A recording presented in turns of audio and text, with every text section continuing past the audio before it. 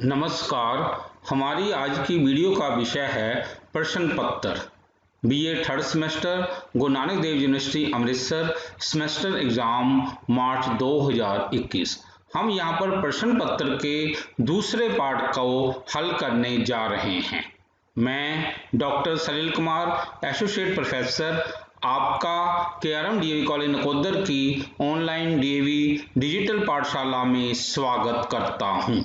गुरु Nanak Dev university Amritsar BA third semester exam March 2021 नाटक तथा व्याकरण।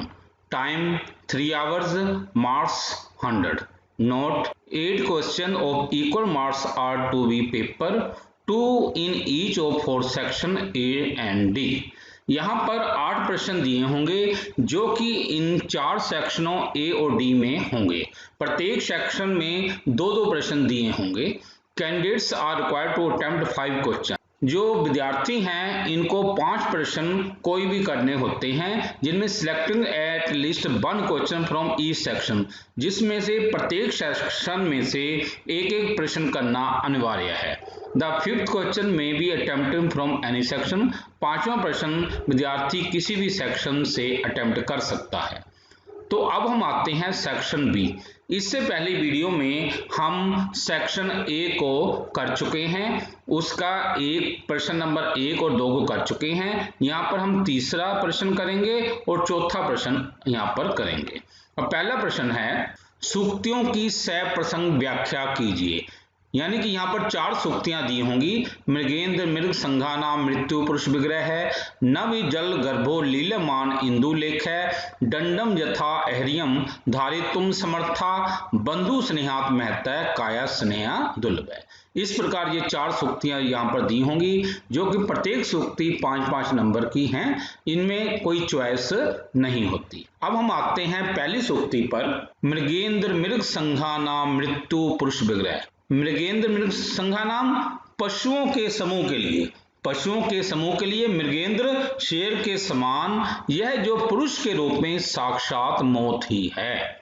पशुओं के समूह के लिए शेर के समान, यह तो पुरुष के रूप में साक्षात मौत ही है। तो पहले तो हमें अब ये देखना है कि यह सूक्ति कौन से श्लोक में आई है। तो हमें सबसे पहले उस श्लोक को माइंड में लाना है, तत्पश्चात हम इस सूक्ति की व्याख्या करेंगे। तो श्लोक है, वर्जपात अचेंद्रा नाम सेंद्र सर्पपत्नी नाम मृगेंद्र मृग संघा नाम मृत्यु पुरुष विग्रह। वर्जपात अचेंद्रा नाम सेन सर्पपत्नी नाम मृगेंद्र मृग संघा नाम मृत्यु पुरुष विग्रह। बड़े पर्वतों के लिए वज्रपात के समान, संपूर्ण पक्षियों के लिए बाज के समान तथा पशुओं के लिए शेर के समान, पुरुष के रूप में अर्थात उस आकार में साक्षात मौत ही है। इस प्रकार अब हमें पता चल चुका है कि ये सूक्ति कौन सी है। अब हम सूक्ति पर आएंगे। मृगेंद्र मृग संघा नाम मृत्यु पुरुष विग्रह, पशुओं के समूह के लिए शेर के समान और पुरुष के रूप में अर्थात पुरुष के आकार में साक्षात मौत ही है।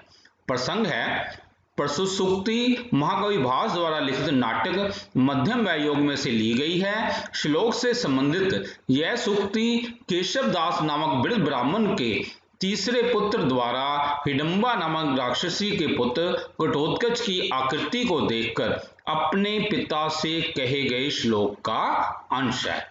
व्याख्या है, केशव दास नामक ब्राह्मण अपने तीनों पुत्रों और अपनी पत्नी समेत अपने मामा यज्ञबंधु के पुत्र के उपनयन संस्कार में शामिल होने के लिए उद्यामक गांव में जा रहा था। मार्ग में घटोत्कच नामक राक्षस उन्हें घेर लेता है।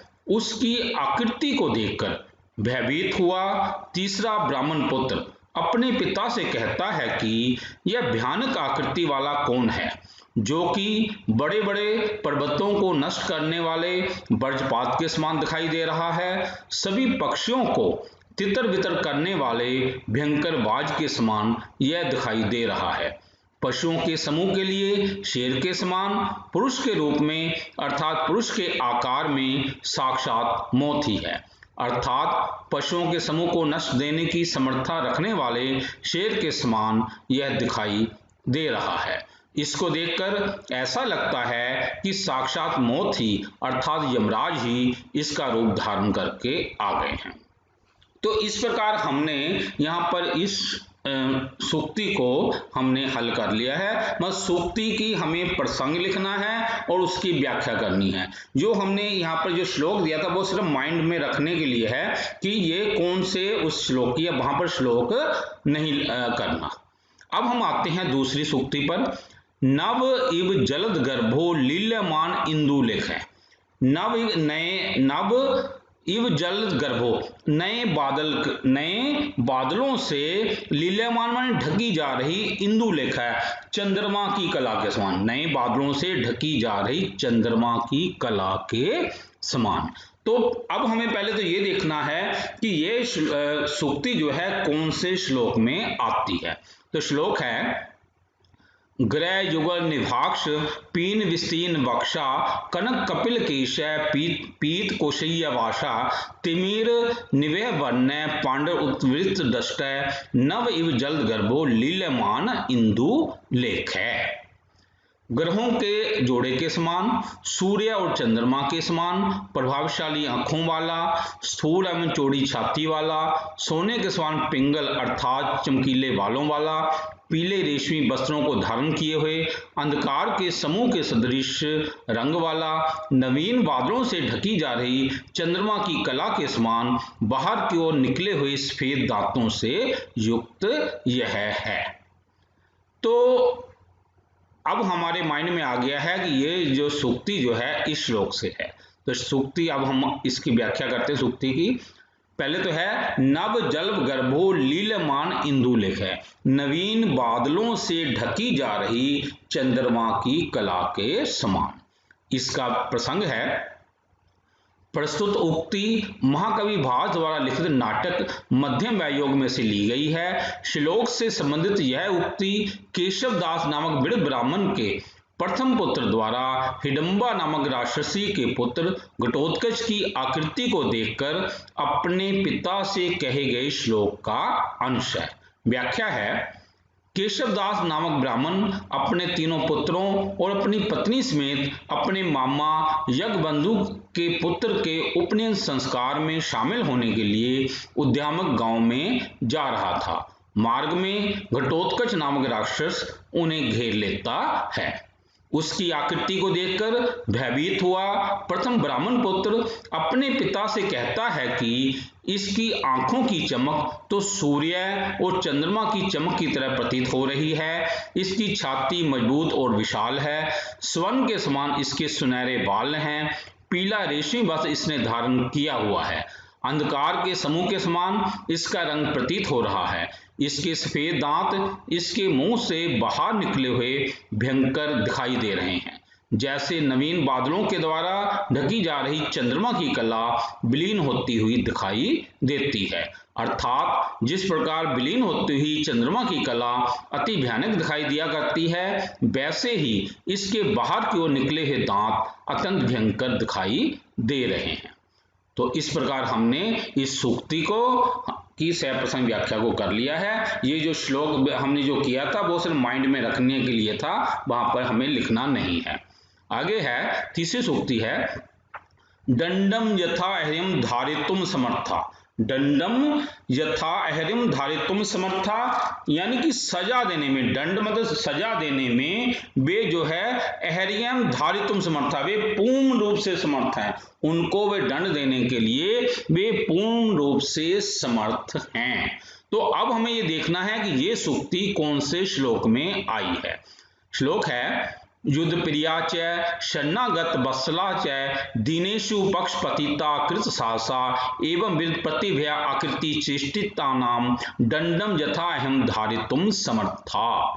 पांडव लोग युद्ध से प्रेम करने वाले, शरण में आने वालों के प्रति प्रेम प्रकट करने वाले, दीन अर्थात कमजोर लोगों का पक्ष लेने वाले, साहस दिखाने वाले, इस प्रकार की भयानक आकृति वाले और चेष्टा करने वालों को सजा देने में पूर्ण रूप से समर्थ हैं। तो अब हमें पता चल चुका है कि ये सूक्ति यहाँ पर आई है। तो सूक्ति है दंडम यथा अहर्यम धारितुम समर्था, सजा देने में यथा योग्य अर्थात पूर्ण रूप से वे समर्थ हैं। प्रसंग है, प्रस्तुत सूक्ति महाकवि भास द्वारा लिखित नाटक मध्यम व्यायोग में से ली गई है। श्लोक से संबंधित यह सूक्ति केशव दास नामक वृद्ध ब्राह्मण के द्वारा कहे गए श्लोक का अंश है। व्याख्या है, हिडम्बा नामक राक्षसी ने अपने व्रत की पालना के लिए अपने पुत्र घटोत्कच को किसी पुरुष को लाने के लिए कहा था। अतः अपनी माता की इच्छा पूर्ति हेतु घटोत्कच जंगल में किसी पुरुष की तलाश कर रहा था। इसी दौरान केशव दास नामक ब्राह्मण अपने तीनों पुत्रों और अपनी पत्नी समेत जंगल के रास्ते से जा रहा था, तो मार्ग में घटोत्कच उन्हें घेर लेता है।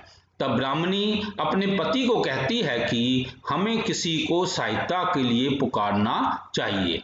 तब ब्राह्मण का बड़ा पुत्र निराश होकर अपनी माता से कहता है, ये जंगल तो एकदम सूना सा प्रतीत हो रहा है, यहाँ तो बस तपस्या और ध्यान लगाने वाले तपस्वी और मनस्वी लोग ही हो सकते हैं। तो ऐसे में हमें यहाँ से किसी से सहायता मिलना नामुमकिन प्रतीत होता है। तब अपने पुत्र की बात सुनते ही ब्राह्मण के अंदर आशा की किरण जाग जाती है और वह कहता है कि पांडवों का आश्रम यहाँ आसपास ही निश्चय रूप से कहीं स्थित है। इस समय वे हमारी सहायता कर सकते हैं, क्योंकि पांडव लोग किसी भी प्रकार के युद्ध से नहीं डरते। वे अपनी शरण में आए हुए लोगों के प्रति प्रेम दिखाते हैं। वे अपना साहस दिखाते हुए दीन अर्थात कमजोर लोगों का साथ देते हैं। इस प्रकार की भयानक आकृति वाले और चेष्टा करने वालों को वे सजा देने में यथा योग्य अर्थात पूर्ण रूप से समर्थ हैं। अर्थात इस प्रकार की भयाव्य आकृति वाले और चेष्टा करने वाले राक्षस को सजा देने की वे पांडव पूर्ण समर्था रखते हैं। तो इस प्रकार हमने यहाँ पर इस सूक्ति की व्याख्या कर ली है। आगे है, अब हम आते हैं चौथी सूक्ति पर, बंधु स्नेहात ही महत्य काया स्नेह तू दुर्लभ है।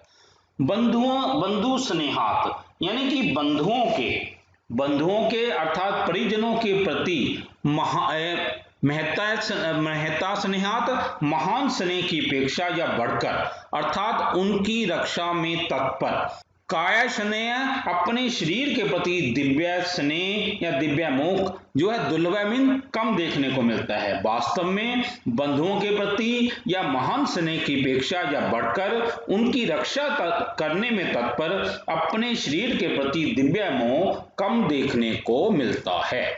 तो ये सूक्ति है। अब हमें पहले तो ये देखना है कि यह कौन से श्लोक में आई है। श्लोक है, धन्य अस्मि यद गुरु प्राणा सब प्राणे परिरक्षिता बंधु स्नेहात ही महत्य काया स्नेहा तू दुर्लभ है। मैं सौभाग्यशाली हूँ, धन्य हूँ, क्योंकि अपने से बड़े अर्थात अपने माता पिता और बड़े भाई के प्राणों को अपने प्राणों से बचा लिया गया है। वास्तव में बंधुओं के प्रति महान स्नेह की अपेक्षा या बढ़कर उनकी रक्षा में तत्पर अपने शरीर के प्रति दिव्य मोह कम देखने को मिलता है। अर्थात मुझे अपने शरीर की अपेक्षा अपने परिजनों के शरीर की चिंता है। तो ये हमने श्लोक किया है। अब हम आते हैं इस सूक्ति पर, बंधु स्नेहात महत्ता काया स्नेहा तू दुर्लभ है। वास्तव में बंधुओं अर्थात परिजनों के प्रति महान स्नेह की अपेक्षा या बढ़कर उनकी रक्षा में तत्पर अपने शरीर के प्रति दिव्य मोह कम देखने को मिलता है। अर्थात मुझे अपने शरीर की अपेक्षा अपने परिजनों के शरीर की चिंता है। तो अब हम आते हैं प्रसंग पर।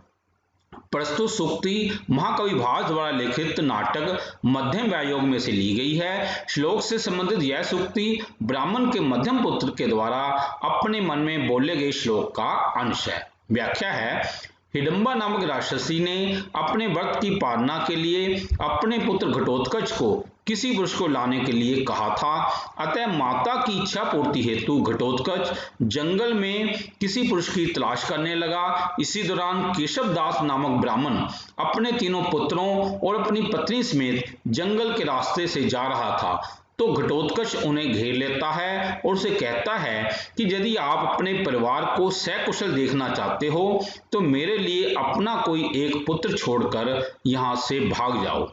तब ब्राह्मण और ब्राह्मणी अपना शरीर राक्षस रूपी अग्नि में भेंट करना चाहते हैं, किंतु घटोत्कच को ब्राह्मण का बूढ़ा शरीर और ब्राह्मणी का स्त्री शरीर स्वीकार नहीं है।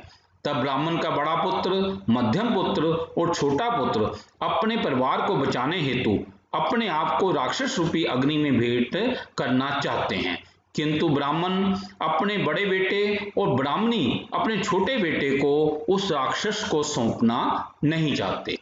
तब मध्यम पुत्र अपने आप को राक्षस को सौंपते हुए बहुत ही गौरवान्वित महसूस करता है। वह अपने मन में विचार कर रहा है कि वह बहुत सौभाग्यशाली है और धन्य है, क्योंकि उसने अपने प्राणों से न केवल अपने से बड़े अर्थात अपने माता पिता और अपने बड़े भाई के प्राणों को अपने प्राणों से बचा लिया है, अपितु अपने छोटे भाई के प्राणों को भी बचा लिया है। वास्तव में बंधुओं अर्थात परिजनों के प्रति महान स्नेह की अपेक्षा या बढ़कर उनकी रक्षा में तत्पर अपने शरीर के प्रति दिव्य मोह कम देखने को मिलता है, अर्थात उसे अपने शरीर की अपेक्षा अपने परिजनों, माता पिता, बड़ा भाई और छोटे भाई के शरीर की चिंता है। उसे उनके प्रति अपने शरीर को राक्षस को सौंपते समय अलौकिक आनंद की प्राप्ति हो रही है।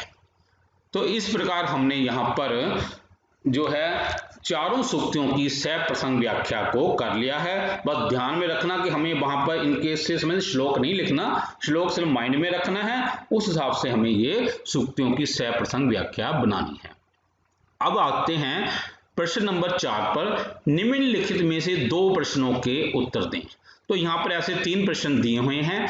जैसे प्रश्न है मध्यम वयोग में वर्णित घटोत्कच का चरित्र चित्रण लिखें, मध्यम वयोग में वर्णित वृद्ध केशवदास का चरित्र चित्रण लिखें, मध्यम वयोग की कथा वस्तु का मूल स्रोत तथा भास द्वारा वर्णित कथा वस्तु को लिखें। इस प्रकार 3 प्रश्न हैं, तो विद्यार्थी को कहा जाएगा कि यहाँ पर इनमें से कोई 2 प्रश्न मतलब वहां पर कर सकता है। हमने यहाँ पर तीनों के तीनों प्रश्न यहाँ पर आपकी सुविधा के लिए हमने तीनों प्रश्न यहाँ पर दिए हैं। अब पहले हम आते हैं घटोत्कच का चरित्र चित्रण। महाकवि भास द्वारा लिखित मध्यम वयोग नामक नाटक में घटोत्कच एक राक्षस युवा, मातृभक्त, पितृभक्त पुत्र, विनीत स्वभाव से युक्त, निर्भय और स्वाभिमानी योद्धा के रूप में प्रस्तुत किया गया है।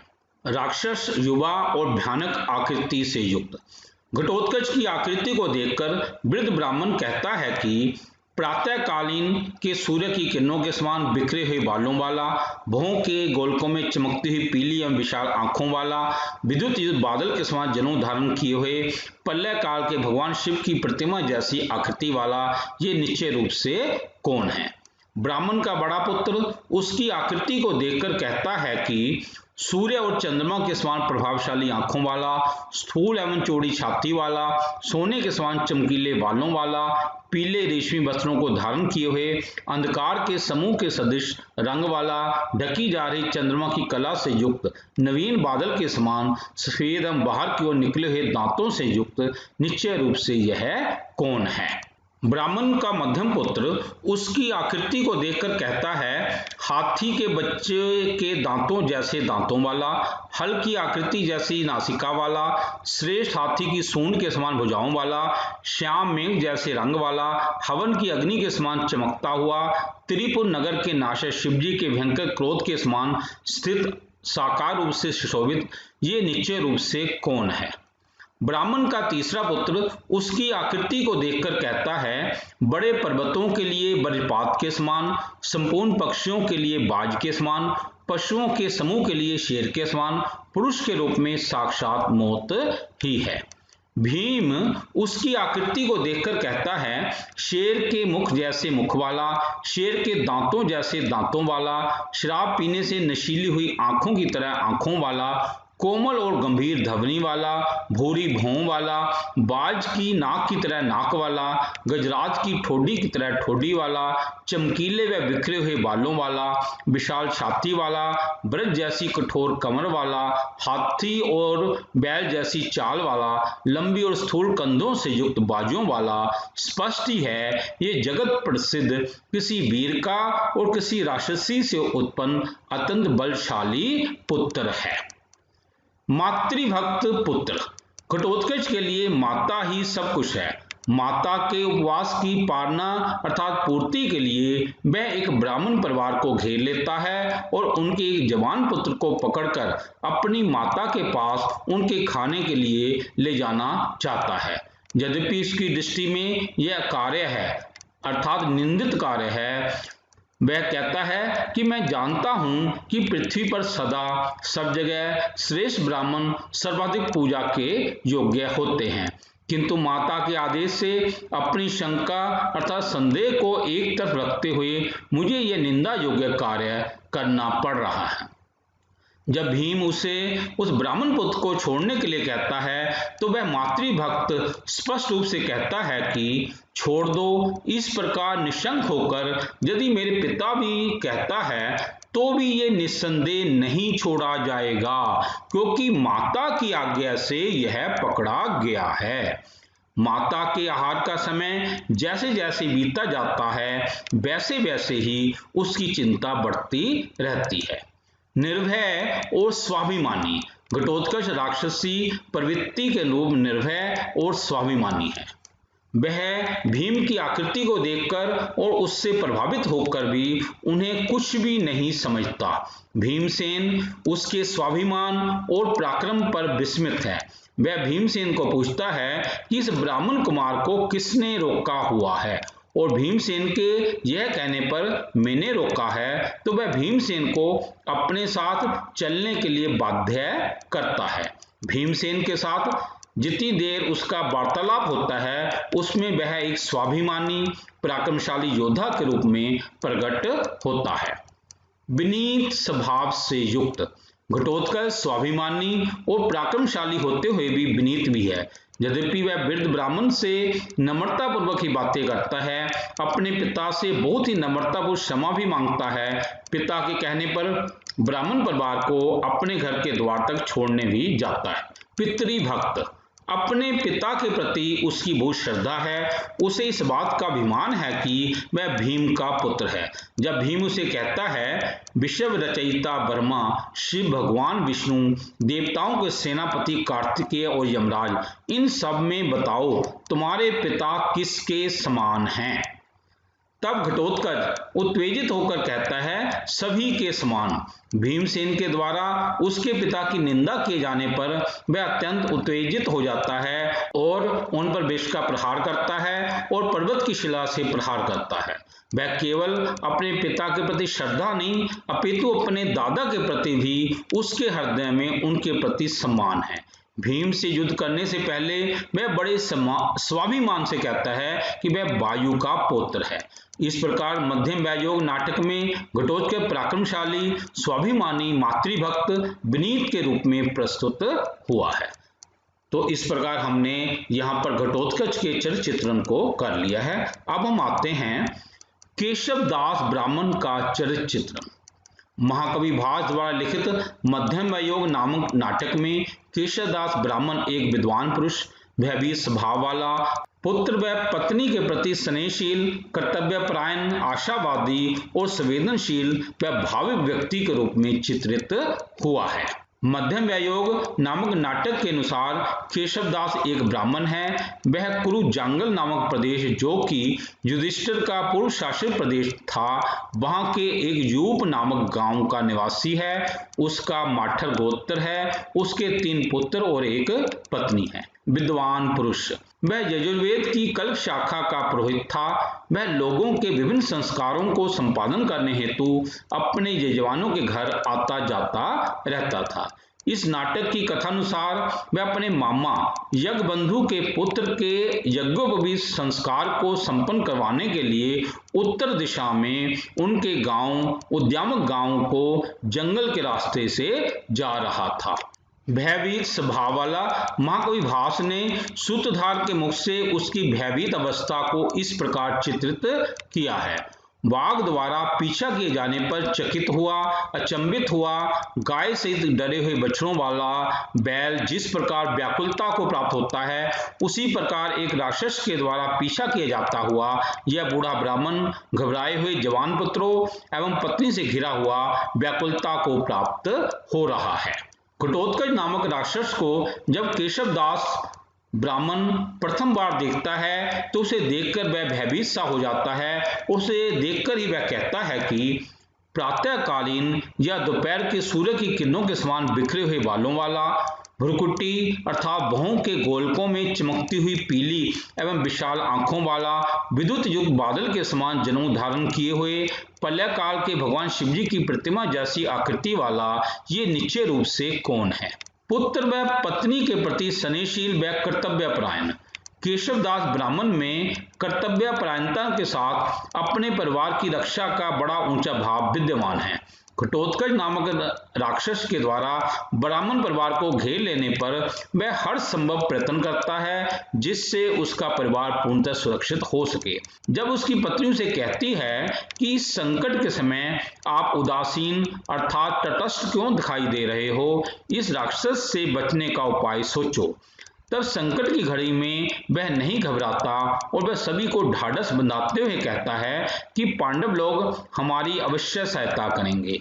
इनका आश्रम यहाँ आसपास ही है और उसे पूर्ण विश्वास है कि पांडव लोग जो उससे प्रेम करने वाले, शरण में आने वालों के प्रति प्रेम प्रकट करने वाले, दीन अर्थात कमजोर लोगों का पक्ष लेने वाले, साहस दिखाने वाले, इस प्रकार की भयानक आकृति वाले और चेष्टा करने वालों को सजा देने में पूर्ण रूप से समर्थ है। वह घटोत्कच नामक राक्षस के चंगुल में फंसे होने पर भी अपने धैर्य पर संयम रखता है और घटोत्कच से कहता है कि क्या हमारी मुक्ति का कोई मार्ग है? जब घटोत्कच उसे कहता है कि आप अपने पुत्रों में से एक पुत्र को उसके माता के आहार की पूर्ति हेतु छोड़कर चले जाओ, तभी तुम्हारा सारा परिवार सुरक्षित रह सकता है। तब वह केशवदास उस राक्षस से कहता है कि मैं शास्त्रों का ज्ञाता बूढ़ा ब्राह्मण हूँ। अपने शीलवान और गुणवान पुत्र को मनुष्यों को खाने वाले राक्षस को सौंपकर क्या मुझे शांति मिल पाएगी? अर्थात नहीं। वह अपने शरीर को घटोत्कच नामक राक्षस को अर्पण करके अपनी पत्नी व अपने पुत्रों की रक्षा करना चाहता है। वह कहता है, विधि पूर्वक संस्कारों से संपन्न, विधानों और अनुष्ठानों से पवित्र हुए, कृतार्थ अर्थात सफल, वृद्धावस्था के कारण कृश हुए अपने शरीर को मैं अपने पुत्र को बचाने के लिए राक्षस रूपी अग्नि में अर्पण कर दूंगा। जब केशवदास ब्राह्मण का मध्यम पुत्र अपने परिवार की रक्षा हेतु उस घटोत्कच के साथ चल पड़ता है और जाने से पूर्व वह इस सरोवर में जल पीने चला जाता है, तब वहां से आने में उसे कुछ देरी होने लगी। तब घटोत्कच उस ब्राह्मण से कहता है कि मेरे माता के भोजन के समय बीता जा रहा है, अतः तुरंत अपने पुत्र को बुलाओ और तुम्हारे पुत्र का क्या नाम है? तब अपने पुत्र के प्रति स्नेह के कारण वह न तो उस राक्षस को अपने पुत्र का नाम बताता है और न ही उसे तुरंत आने के लिए पुकारता है। तत्पश्चात भीम को सामने पाकर अपने मध्यम पुत्र की रक्षा हेतु उसके आगे सहायता के लिए गुहार लगाता है। वह कहता है, अरे जल युक्त बादल के समान जिसका शरीर श्याम है, कमल के पत्ते के समान जिसकी बड़ी बड़ी आंखें हैं, पशुओं के राजा, शेर की चाल समान जिसकी मस्ती भरी चाल है, शेर के दांतों की तरह जिसके दांत बाहर की ओर निकले हुए हैं, ऐसा वह राक्षस इस जगत में आप लोगों के सामने होने पर भी बिना किसी डर के मेरे पुत्र, मेरी पत्नी समेत मुझको और मारने की इच्छा रखते हुए मेरा पीछा कर रहा है। आशावादी। केशवदास आशावादी है। घटोत्कच नामक राक्षस जब जंगल में उसके परिवार को घेर लेता है, तब उसके मन में आशा है कि पांडव लोगों का आश्रम कहीं आसपास ही है, इसलिए इस संकट की घड़ी में वे अवश्य ही उसकी सहायता करेंगे। वह अपने परिवार की रक्षा हेतु मन में एक आशा रखते हुए घटोत्कच से कहता है कि क्या हमारी मुक्ति का कोई मार्ग है? संवेदनशील व भावुक व्यक्ति जब घटोत्कच से कहता है कि यदि आप अपने परिवार को बचाना चाहते हो तो मेरे लिए अपना पुत्र छोड़कर चले जाओ, तब उसकी भावुकता और संवेदनशीलता स्पष्ट दिखाई देती है। वह घटोत्कच से कहता है कि मैं शास्त्रों का ज्ञाता बूढ़ा ब्राह्मण हूँ। अपने शीलवान और गुणवान पुत्र को मनुष्यों को खाने वाले राक्षस को सौंपकर क्या मुझे शांति मिल पाएगी? अर्थात नहीं। घटोत्कच नामक राक्षस जब उसके मध्यम पुत्र को अपने साथ ले जाता है, तब वह बहुत बेचैन हो उठता है और कहता है कि तीन चोटियों अर्थात शिखरों से युक्त मेरा वंश तो बहुत सुंदर ही पर्वत के समान था, जो बीच की चोटी टूट जाने से मेरा मन बहुत पीड़ित हो रहा है। अपने मध्यम पुत्र को घटोत्कच नामक राक्षस के साथ जाते देखकर अपने दिल पर पत्थर रखकर उसे आशीर्वाद देता हुआ कहता है कि ओ गुरु भक्त, अपने प्राणों से अपने बड़ों के प्राणों का आदान प्रदान करके अर्थात उनके प्राणों को बचाकर पुण्यहीनों के लिए दुर्लभ इस ब्रह्मलोक को प्राप्त करो।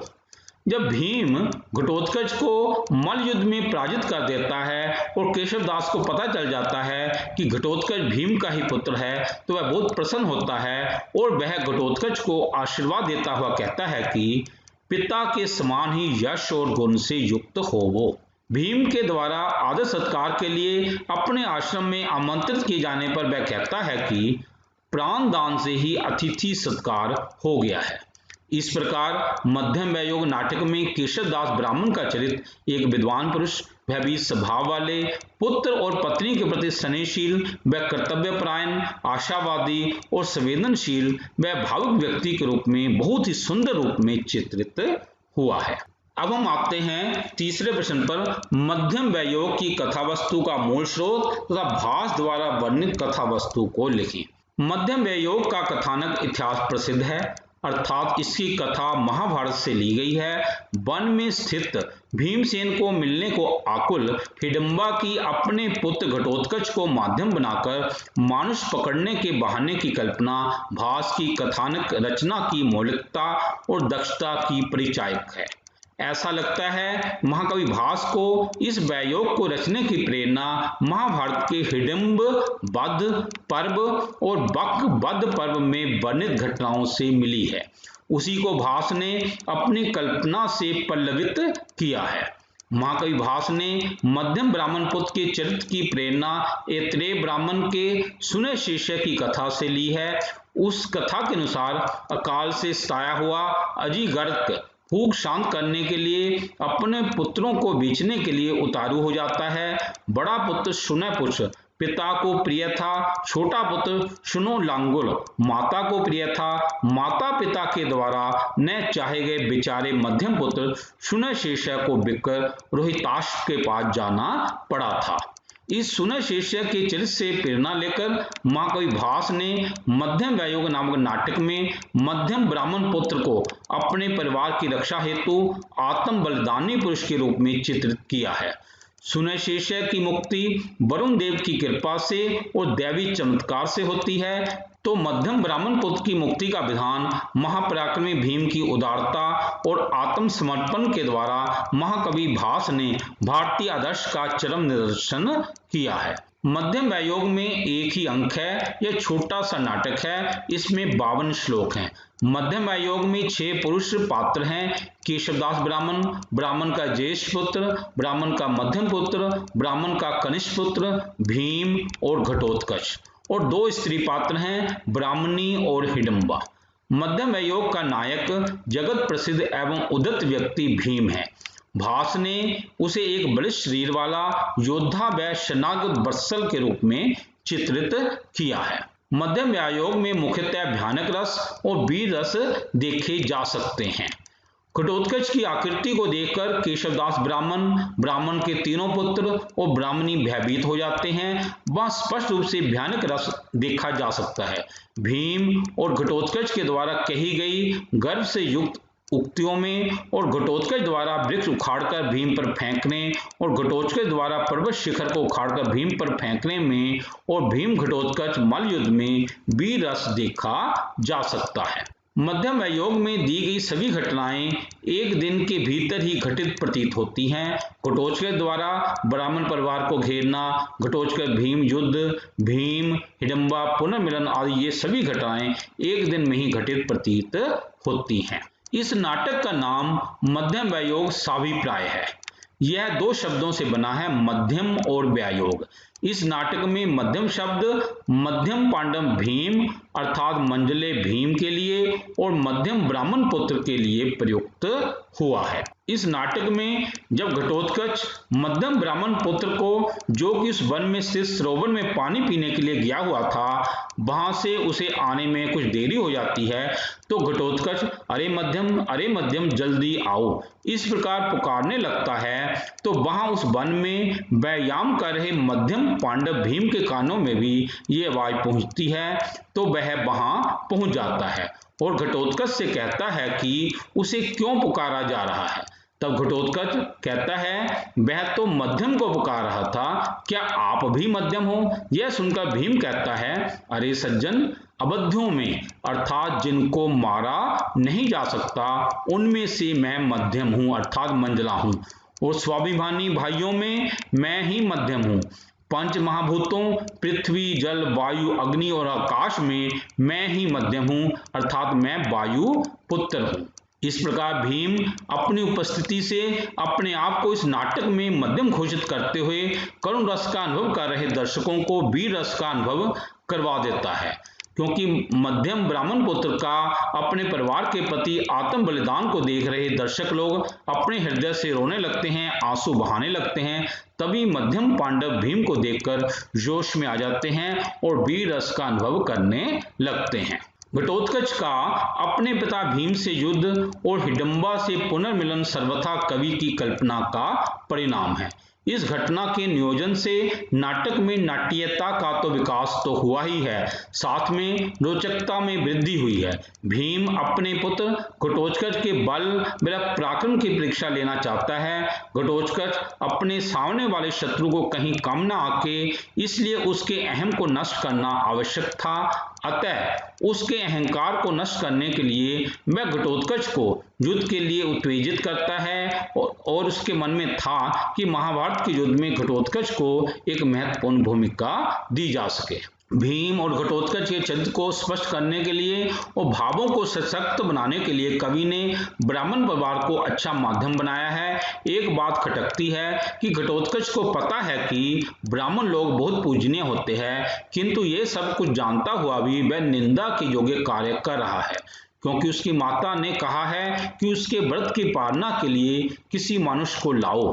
अतः वह अपनी माता की आज्ञा को सिरोधार्य करता है, क्योंकि उसे अपनी माता पर विश्वास है। उसे पता है कि उसकी माता ने यदि कोई गलत आदेश भी दिया है तो इसमें कोई ना कोई कारण अवश्य रहा होगा। अब यह प्रश्न है कि 5 पांडवों में जन्म कर्म अनुसार भीमसेन दूसरे स्थान पर ठहरता है। इसके अतिरिक्त बेनिसार नाटक में अर्जुन ने अपने आप को मध्यम पांडव कहा है। ऐसी स्थिति में भास ने भीम को किस प्रकार मध्यम पांडव मानने का आग्रह किया है? वास्तव में भास ने कुंती के तीनों पुत्रों में युधिष्ठिर, भीम, अर्जुन में से मध्यम होने के कारण भीम को मध्यम माना है। महाराज पांडु की दूसरी रानी माद्री से उत्पन्न होने के कारण नकुल और सहदेव को उन्होंने परिगणित नहीं किया है। भास के अनुसार भीम ही मध्यम पांडव है, अर्जुन नहीं। पंचरात्रम नाटक में अभिमन्यु भी भीम को मध्यम स्तात कहकर पुकारता है। इसी प्रकार भागवत पुराण में भी स्वयं कुंती ने भीम को मध्यम कहा है। इस प्रकार भीम को मध्यम पांडव कहा जाना उचित प्रतीत होता है। अतः इस नाटक का नाम मध्यम पांडव भीम के नाम पर के आधार पर मध्यम व्यायोग रखा जाना सर्वथा अर्थपूर्ण है, इसमें तनिक भी संदेह नहीं है। भास ने समूचे व्यायोग में स्वाभाविकता का निर्वाह किया है। घटोत्कच को उसने जिस रूप में चित्रित किया है वह पाठकों के हृदय में जिज्ञासा उत्पन्न करता है। भीम घटोत्कच का द्वंद्व भी पर्याप्त रोचक और प्रभावपूर्ण रूप से चित्रित किया गया है। केशवदास ब्राह्मण और उसके बड़े पुत्र के बीच चला संवाद तो मानव मन में होने वाली आशा और निराशा की आंख मिचौली का बड़ा ही सजीव चित्रण हुआ है। कवि ने अपने इस व्यायोग में रोचकता का निर्वाह करते हुए अपनी प्रस्तुत की गई कथा वस्तु में अपनी कल्पनाओं की बहुत ही सुंदर उड़ान भरी है, इसमें कोई संदेह नहीं। इति शुभम। तो इस प्रकार हमने यहाँ पर सेक्शन बी को समाप्त कर लिया है। इससे अगली वीडियो में हम सेक्शन सी और डी को करेंगे। प्रिय साथियों, गुरु नानक देव यूनिवर्सिटी अमृतसर के बीए तृतीय सेमेस्टर के छात्रों हेतु संस्कृत पाठ्य से संबंधित वीडियोज सलील कुमार राजपूत नाम के यूट्यूब चैनल पर उपलब्ध हैं। इनका पूर्ण रूप से उपयोग कीजिए। यदि आपको ये वीडियो पसंद आया हो तो कृपया लाइक, कमेंट और शेयर अवश्य करें। यदि आपका कोई सुझाव हो तो कृपया हमारे पर्सनल नंबर 9417347739 पर सुझाव लिखिए। कृपया हमारे चैनल सलील कुमार राजपूत को सब्सक्राइब भी करें। धन्यवाद।